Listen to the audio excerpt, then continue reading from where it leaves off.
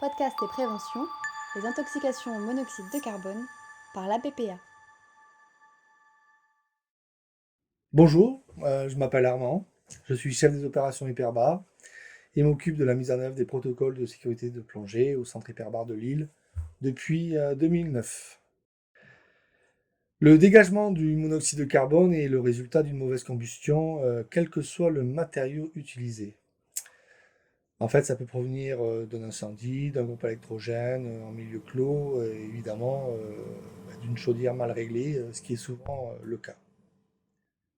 Les symptômes vont de l'étourdissement, des maux de tête, des vomissements, une perte de connaissance jusqu'au coma ou la mort.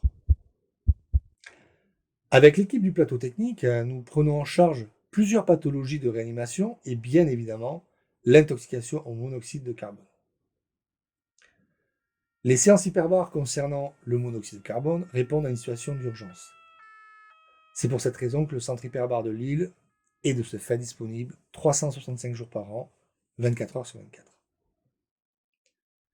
Le concept de ces séances est d'installer rapidement la personne intoxiquée dans un caisson afin de lui faire une plongée à 15 mètres de profondeur.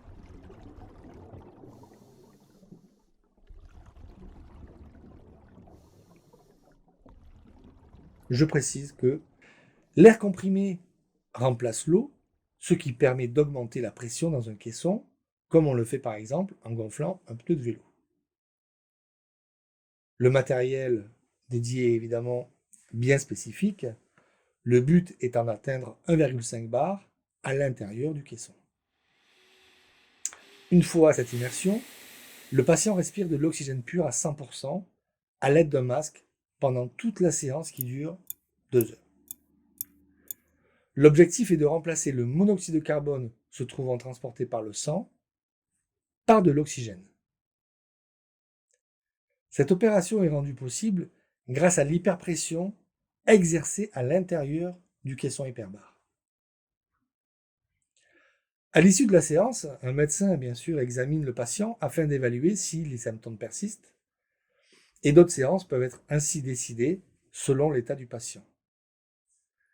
Les séquelles sont surtout neurologiques, par exemple troubles de la mémoire ou des modifications du comportement, et peuvent survenir à distance, raison pour laquelle le traitement est important.